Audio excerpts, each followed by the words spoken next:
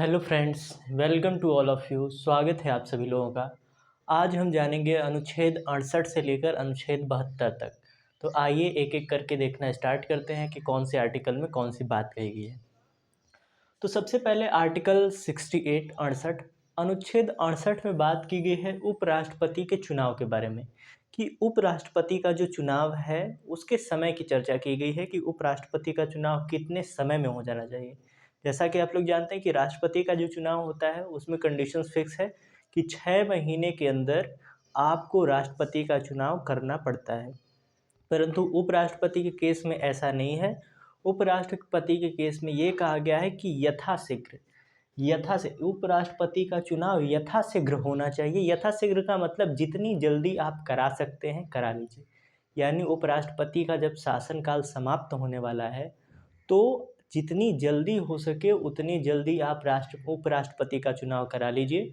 उसके लिए कोई मंथ या कोई ईयर डिसाइड नहीं है कि इतने महीने के अंदर कराना है, इतने साल के अंदर कराना है, इसमें कोई कंडीशन नहीं है। ये कहा गया है कि जितनी जल्दी हो सके उतनी जल्दी आपको उपराष्ट्रपति का चुनाव करा लेना है। अगला आर्टिकल, आर्टिकल 69 देखिए। आर्टिकल 69 में कहा गया है उपराष्ट्रपति की शपथ, कि उपराष्ट्रपति को शपथ दिलाने का कौन कार्य करेगा, कि जब उपराष्ट्रपति अपने पद पर आसीन होंगे तो उन्हें कौन शपथ दिलाएगा। तो उपराष्ट्रपति को शपथ दिलाने का कार्य राष्ट्रपति जी करते हैं। ओके, तो ये हो गया आर्टिकल 69 कि उपराष्ट्रपति की शपथ को पूर्ण कराने का काम राष्ट्रपति जी का होता है। अब आगे दिया गया है आर्टिकल 70। आर्टिकल 70 में कहा गया है आपातकाल की स्थिति के अतिरिक्त भी यदि राष्ट्रपति का पद खाली है तो उनके पद पर उपराष्ट्रपति जी विराजमान होंगे। कहा गया है कि आपातकाल के अतिरिक्त भी राष्ट्रपति के रिक्त पद पर उपराष्ट्रपति बैठेंगे। कहा गया है कोई भी स्थिति हो, यदि राष्ट्रपति जी नहीं है, ठीक, तो वहाँ पर उपराष्ट्रपति जी आ जाएंगे प्रेसिडेंट के रूप में। इसके कहने का मतलब है कि वह स्थिति जिसकी चर्चा संविधान में नहीं की गई है, वहाँ पर भी उपराष्ट्रपति जी राष्ट्रपति के पद पर आ जाएंगे। आपने पढ़ा होगा कि राष्ट्रपति के पद का रिक्त होना, कि राष्ट्रपति जी का पद कब कब रिक्त होता है। उसमें 4-5 कंडीशंस दी गई थी। पहला, कि यदि वो इस्तीफ़ा दे दें।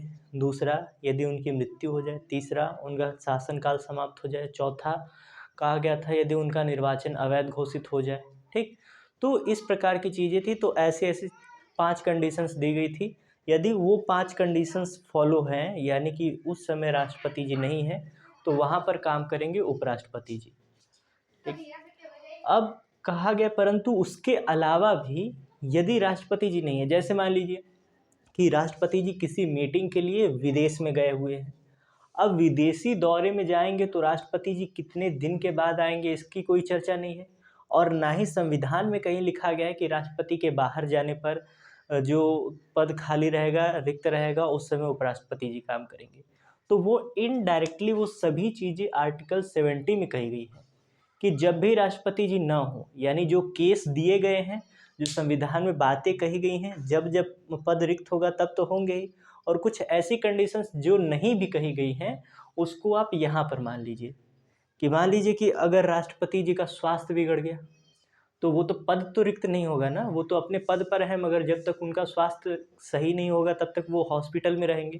और जब तक वो हॉस्पिटल में है, तब तक उनके पद पर कोई व्यक्ति तो रहना चाहिए कि जो आपकी सरकारी प्रक्रिया है, जो कार्यक्रम है, ये सारी चीज़ें चलते रहें। जहाँ कहीं पर हस्ताक्षर वगैरह करना है, लोगों को सम्मान वगैरह देना है, ये सारी चीज़ें, तो ये सारी प्रक्रियाएँ चल सके, इसीलिए आर्टिकल जो 70 है उसमें ये कहा गया है कि राष्ट्रपति का पद जब भी रिक्त होगा, जो कंडीशंस संविधान में दी गई हैं वो कंडीशंस हों तब भी, और वो कंडीशंस ना हो तब भी, यदि कुल मिला जुला कर पद रिक्त है, खाली है।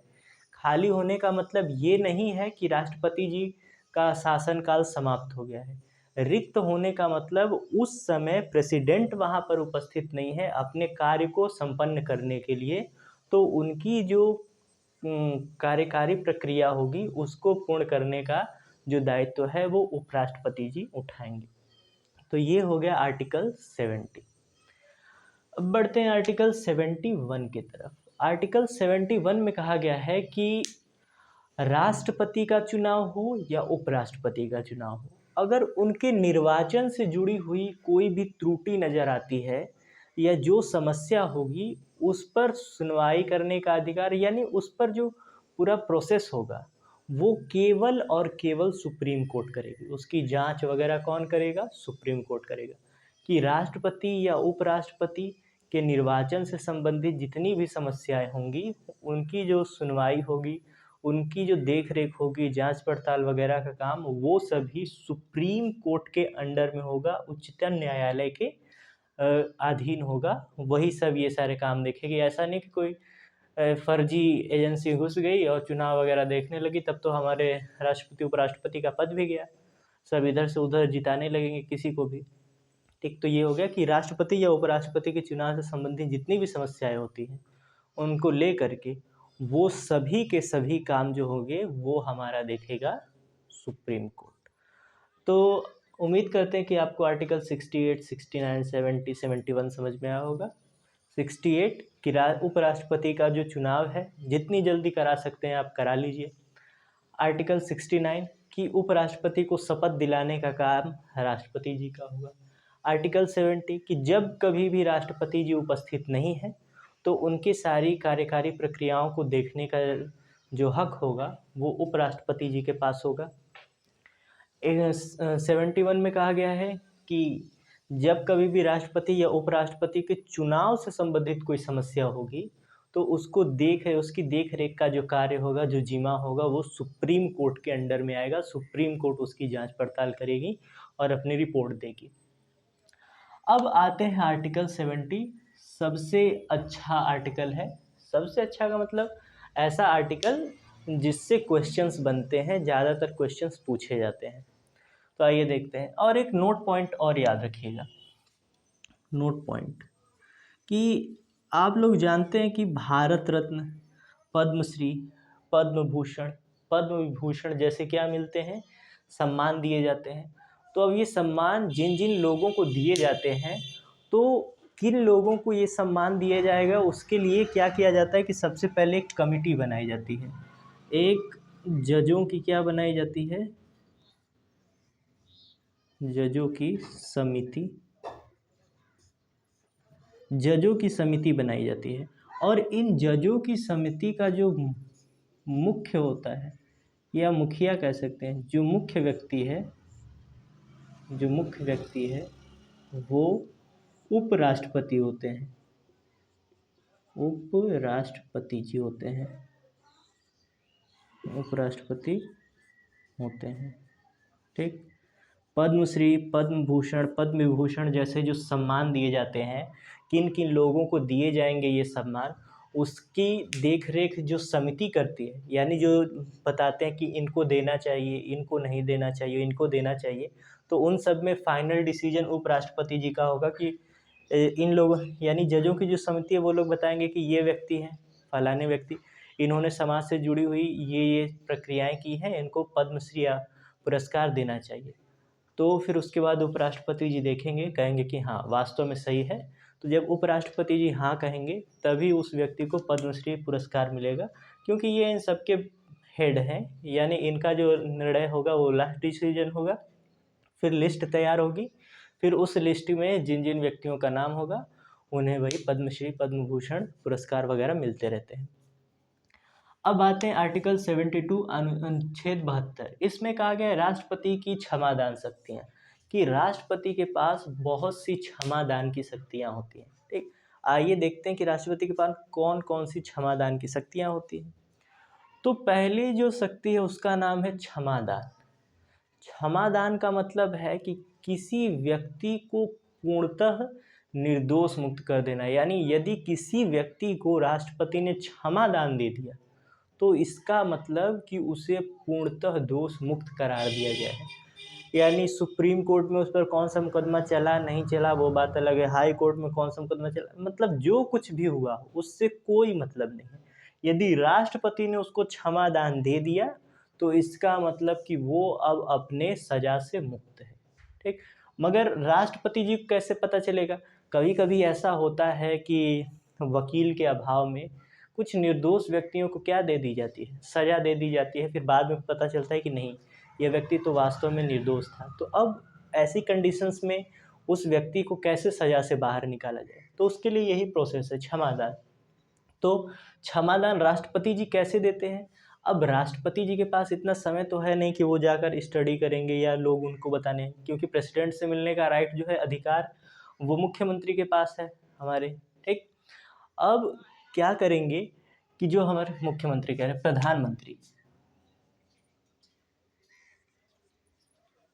प्रधान, ऐसा नहीं कि मुख्यमंत्री जी नहीं मिल सकते, वो भी मिल सकते हैं, मगर उनसे हम अधिकांशतः कौन मिल सकता है? प्रधानमंत्री जी मिल सकते हैं।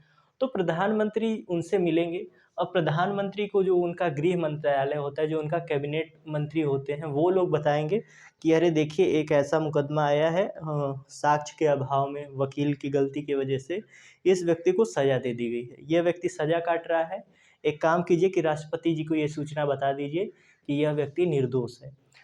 तो जब गृह मंत्रालय बताएगा प्रधानमंत्री को, प्रधानमंत्री जी बताते हैं किसको? बताते हैं राष्ट्रपति जी को। तो प्रधानमंत्री या गृह मंत्रालय के सजेशन पर, के सुझाव पर, जो राष्ट्रपति जी हैं उस व्यक्ति को क्षमादान प्रदान करते हैं और उसे उसकी सज़ा से मुक्त कर देते हैं। तो ये पहली उनकी शक्ति है, क्षमादान, यानी दोष मुक्त कर देना। यही कारण भी है कि राष्ट्रपति जब तक अपने पद पर हैं, उन्हें किसी प्रकार की सज़ा नहीं दी जाती है।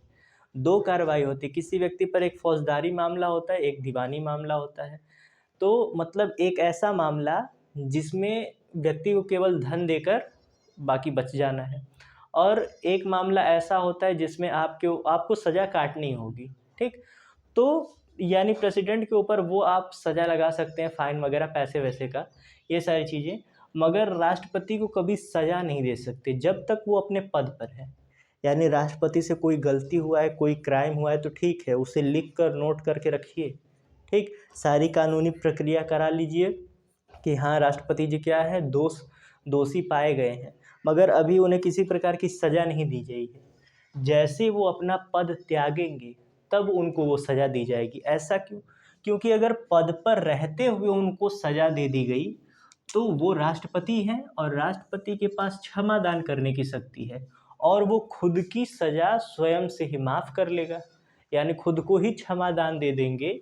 तो इसका मतलब सज़ा का कोई महत्व नहीं रह गया। तो इसीलिए राष्ट्रपति जब तक अपने पद पर है, उन्हें कोई सज़ा नहीं दी जाती है। फिर उसके बाद आया है लघुकरण, ठीक। अगला होता है लघुकरण। लघुकरण का मतलब होता है सज़ा की प्रकृति में बदलाव कर देना। दूसरा जो शक्ति है राष्ट्रपति जी के पास, वो है कि सज़ा की प्रक्रिया, जो उसका नेचर हो, जो स्वभाव है, प्रकृति है, उसमें परिवर्तन कर देना। प्रकृति के स्वभाव का मतलब, यदि किसी व्यक्ति को फांसी दी गई है, मतलब उसका मरना तय है, मगर अब राष्ट्रपति ने क्या कर दिया, लघुकरण की शक्ति का प्रयोग किया और कह दिया चलो ठीक है, जाओ, तुमको फांसी नहीं दी जाएगी, तुम्हारी फांसी को बदल दिया जाता है उम्र कैद में, कि तुम उम्र कैद रहोगे, जीवन भर कैद में रहोगे। तो उन्होंने क्या कर दिया, उसके नेचर को चेंज कर दिया। कठोर सज़ा को सामान्य सज़ा में जैसे परिवर्तित कर देना। कठोर सज़ा का मतलब होता है कि आपको जब वो जेल में ले जाएंगे तो वहाँ पर आपसे काम वगैरह, पत्थर तुड़वाना, ठीक, गेहूँ वगैरह पिसवाना, ये सारे हैवी वर्क आपसे करवाए जाते हैं। तो कहा गया है कि उस कठोर सज़ा को सामान्य सज़ा में बदल दिया जाएगा, कि आपसे हैवी वर्क नहीं करवाए जाएंगे, हैवी वर्कलोड नहीं दिया जाएगा। तो अब यहाँ पर देख रहे हैं, उसके नेचर को ही चेंज कर दिया है कि फांसी अब नहीं होगी, अब वो बदल गई है उम्र कैद। कठोर सज़ा अब नहीं होगी, अब वो बदल गई है पूर्णतः किसमें, सामान्य सज़ा में। तो सज़ा की प्रकृति को बदल देना क्या कहलाता है, लघुकरण। तो इसका अधिकार, ये शक्तियाँ भी किसके पास है, राष्ट्रपति के पास, कि वो किसी भी कैदी को लघुकरण दे सकते हैं, लघुकरण की शक्ति का प्रयोग करके उसकी सज़ा की प्रकृति को बदल सकते हैं। तीसरे नंबर पर आता है परिहार। क्या है परिहार? परिहार का मतलब होता है कि सज़ा के समय में परिवर्तन कर देना। सज़ा के समय में परिवर्तन करने का मतलब है कि अगर किसी व्यक्ति को 10 साल की सज़ा दी गई है, उसके बाद अब क्या हुआ कि उस पर परिहार लगा और उस व्यक्ति की सज़ा क्या होगी 5। तो ये सारी चीज़ें लगती कैसे, होता कैसे, ये भी समझिए कि ये जो क्षमादान की शक्ति है, जब कोई कैदी, ठीक, कोई व्यक्ति जेल में है, अब वो क्या करेगा, गवर्नमेंट को या प्रेसिडेंट को वो काम करेगा कि एक क्षमा याचिका लिखेगा, ठीक, क्षमा याचिका लिखेगा कि देखिए हमसे, जैसे कभी कभी होता है कि कुछ गलतियां आप जानबूझकर नहीं करते, बाई चांस हो जाती हैं। जैसे मान लीजिए कि आप सड़क पर ऐसे ही जा रहे हैं, एक कोई बच्चा, कोई व्यक्ति वगैरह ऐसा ऐसा कोई आ गया और एक्सीडेंट वगैरह हो गया, और लोग उसे एक्सीडेंट ना बता करके इस प्रकार बता रहे कि जानबूझकर सोची समझी साजिश वगैरह है, कुछ इस प्रकार की चीज़ें होती, कभी कभी आप फंस जाते हैं। तो आप याचिका में एकदम स्पष्ट शब्दों में अपनी घटनाओं को लिखेंगे, बताएंगे, और फिर जाएगा तो गृह मंत्रालय में उसकी जांच वगैरह होगी, तो उन लोगों को लगेगा कि हाँ सही है, ये सारी चीज़ें हैं। तो उसके बाद जब वो याचिका राष्ट्रपति के पास पहुंचती है, क्षमा याचिका, तो अब ये गृह मंत्रालय वाले सजेशन देते हैं। जैसे अब मान लीजिए कोई व्यक्ति ऐसा है जो कई सालों से क्राइम करते आ रहा है, इसका मतलब वास्तव में वो क्रिमिनल है। और कुछ व्यक्ति यानी एक ऐसा व्यक्ति आ गया जिसका बैकग्राउंड एकदम साफ है, पहली बार उस पर कोई हत्या का आरोप लगा है, इसका मतलब कि वो हत्या उसने जानबूझकर नहीं की होगी, या तो किसी के दबाव में की होगी, ठीक, अगर की भी है तो किसी के दबाव में। तो जब ऐसे लोग क्षमा याचिका लिखते हैं तो उसके बैकग्राउंड को चेक किया जाता है, गृह मंत्रालय अच्छे से पढ़ेगा, डिटेल को जानेगा, और उसके बाद वो कहते हैं कि इनमें से उस व्यक्ति को इस प्रकार की छूट देनी चाहिए, रिलैक्सेशन देना चाहिए। आप एक काम कीजिए कि क्षमादान मत दीजिए, उसको परिहार दे दीजिए। बेचारा आज तक उसने कभी क्राइम नहीं किया है, उसे 10 साल की सज़ा ना देकर के 5 साल की सज़ा दीजिए। तो ऐसे सारी कंडीशंस कि ये सारी प्रक्रियाएं कब होती हैं, जब कोई व्यक्ति क्षमा याचिका लिखता है तब। तो परिहार हो गया कि सज़ा की प्रकृति में बदलाव, और सबसे ज़रूरी बात कि सभी प्रकार की सज़ाएं, यानी कोई भी सज़ा दी गई है उस पर परिहार लग सकता है, मगर फांसी ही एक ऐसी सज़ा है जिस पर परिहार नहीं लग सकता है। ये यूपीएससी में आया हुआ प्रश्न है कि कौन सी ऐसी सज़ा है जिसके ऊपर परिहार कार्य नहीं करता है, तो फांसी की सज़ा है, फांसी में परिहार नहीं लगता, उसके समय को चेंज नहीं किया जाता है। अब चौथा आता है विराम। विराम कब दिया जाता है, जब कोई कैदी है और स्वास्थ्य उसका अच्छा नहीं है, यानी कोई बीमारी हो गई, कोई रोग वगैरह हो गया, ठीक, तो यदि व्यक्ति अस्वस्थ हो जाता है, यानी जेल में काम करने वाला कोई व्यक्ति अस्वस्थ हो जाता है, तो इसका मतलब ये नहीं, अब अस्वस्थ हो गया, उसे हॉस्पिटल तो ले जाना ही होगा। अब छोटी मोटी बीमारी होगी तो 10 दिन में ठीक हो सकता है, अगर कोई बड़ी बीमारी हुई तो हो सकता है कि इसे 6-7 महीना रुकना पड़े। अगर 6-7 महीना रुक गया, मान लेते हैं कि इस व्यक्ति को 2 साल की सज़ा है, ठीक, 2 साल की सज़ा है, 2 साल में 1 साल की सज़ा इसने पूरी कर ली, और जैसे ही 1 साल की सज़ा पूरी की उसके बाद उसके क्या हो गया, कोई बीमारी हो गई और वो चला गया जेल में, 7 महीने तक वो बीमार रहा, फिर छूट कर आएगा तो 7, 5, 12 महीना और रहेगा तो 1 साल हो जाएगा। तो क्या इस तरह से 2 साल जोड़े जाएंगे? बिल्कुल नहीं। जब व्यक्ति बीमार होता है तो उसे राष्ट्रपति उस पर विराम देते हैं। उसे विराम का मतलब कि जाओ, तुम्हें कुछ समय के लिए तुम्हारी सज़ा को रोका जाता है। ऐसा नहीं कि जब तक तुम जा कर के बेड पर सोए हुए हो, आराम से पड़े हुए, रोज़-रोज़ तुम्हें संतरा सेब मिल रहा है, उसे भी हम सज़ा में काउंट करेंगे, बिल्कुल नहीं। जब तक कोई जो कैदी होता है किसी हॉस्पिटल वगैरह में भर्ती है, तब तक उसकी सज़ा को रोक दिया जाता है। 1 महीना हुआ है, 1 साल हुआ है तो 1 साल पर रुक गया। अब जब उसका स्वास्थ्य ठीक हो जाएगा, जब वो दोबारा जेल में आएगा, तब से उसके यानी डेट को गिना जाएगा कि हाँ ठीक है, अब इसके बाद आपको गिना जाएगा। तो 7 महीने विराम करने के बाद जब ये व्यक्ति आएगा तो फिर से इसे 1 साल और बिताना ही होगा। ये नहीं कि 7 महीना तो और हो गया, 5 महीना और, फिर उसके बाद निकल जाएंगे फुर्र से, ऐसा कुछ नहीं होता है, ये बिल्कुल गलत है। तो विराम का मतलब यही होता है कि जब कोई कैदी है यदि वो अस्वस्थ हो गया तो राष्ट्रपति जी उस पर विराम लगाते हैं, यानी कुछ समय के लिए उसे रोक दिया जाएगा कि जाओ, जब तक तुम्हारा स्वास्थ्य ठीक नहीं होता है तब तक तुम्हारी सज़ा को टाल दिया जाता है। फिर उसके बाद आता है प्रतिलंबन। प्रतिलंबन का मतलब होता है कुछ समय के लिए सज़ा को टाल देना। विराम तब दिया जाता है, यानी तब उस व्यक्ति को सज़ा को टाला जाता है जब वो अस्वस्थ हो, और व्यक्ति अस्वस्थ नहीं है फिर भी उसकी सज़ा को किसके द्वारा टाला जाता है? प्रतिलंबन। प्रतिलंबन का मतलब समझिए कि अब जैसे कि व्यक्ति को फांसी होने वाली है, पता है ना कि फांसी को उम्र कैद में बदल सकते हैं। तो अब मान लेते हैं कि इस व्यक्ति की फांसी फिक्स हुई है 30 अप्रैल को, ठीक, 30 अप्रैल को फिक्स हुई है, और इसने क्या किया कि 20 अप्रैल को एक क्षमा याचिका लिख दी। किसके लिए? राष्ट्रपति के लिए। उसने 20 तारीख को एक क्षमा याचिका लिखा और उसे सबमिट कर दिया। 30 तारीख को इसकी फांसी है। 30 तारीख को इसकी क्या है? फांसी है। अब इसने जब क्षमा याचिका लिखा तो ऐसा नहीं कि क्षमा याचिका लिखा तुरंत हाँ या ना में उत्तर। जब कोई व्यक्ति कोई बात लिख रहा है तो उसकी सभी बातों को अच्छी तरह से जांच पड़ताल किया जाएगा कि ये व्यक्ति जो कह रहा है ये वास्तव में सच है कि नहीं। उसका बैकग्राउंड वगैरह सब कुछ चेक किया जाएगा कि पहले व्यक्ति कैसा था, ठीक है, इसका नेचर कैसा है, इसने आज तक कितने क्राइम किए हैं, नहीं किए हैं, ये सारी चीज़ों की जांच पड़ताल होगी। फिर गृह मंत्रालय एक रिपोर्ट बनाएगा। रिपोर्ट बनाने के बाद वो प्रधानमंत्री को समझाएगा कि देखिए ऐसा ऐसा चीज़ है जी, बताइए इस व्यक्ति को क्षमादान दिया जाए कि नहीं। तो कहते हैं हाँ, क्षमादान देने के योग्य तो है ही, परिहार दिला देते, इसको लघुकरण दिला देते हैं। अब लघुकरण कैसे मिलेगा? जब तक वो राष्ट्रपति जी के पास नहीं जाएंगे। ये सारी शक्तियों का अधिकार किसके पास है? राष्ट्रपति जी के पास। मगर किसकी सलाह पर वो देते हैं? वो देते हैं प्रधानमंत्री या गृह मंत्रालय की सलाह पर। तो अब ये रिपोर्ट लेकर जाएंगे और दिखाएंगे राष्ट्रपति जी को कि देखिए जी ऐसी ऐसी बात है इस व्यक्ति को लेकर, तो इसे फांसी नहीं देनी चाहिए, ठीक। इस व्यक्ति ने, यानी देश के लिए भी, मान लेते हैं कोई ऐसा व्यक्ति है जो पुलिस वगैरह में रहा हो, उसने कोई क्राइम वगैरह कर दिया, ठीक, यानी कोई बहुत बड़ा घोटाला वोटाला कर दिया देश के साथ, तो उसे फांसी दी गई है।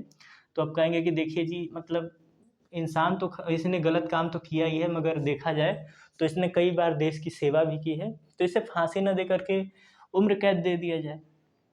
अब देखिए 20 तारीख को उसने अप्लाई किया है, मगर उसका जवाब अभी तक नहीं आया, और 30 तारीख हो गई, तो क्या इस व्यक्ति को फांसी दे दी जाएगी? तो नहीं, बिल्कुल नहीं दी जाएगी। प्रतिलंबन का प्रयोग किया जाएगा, ठीक।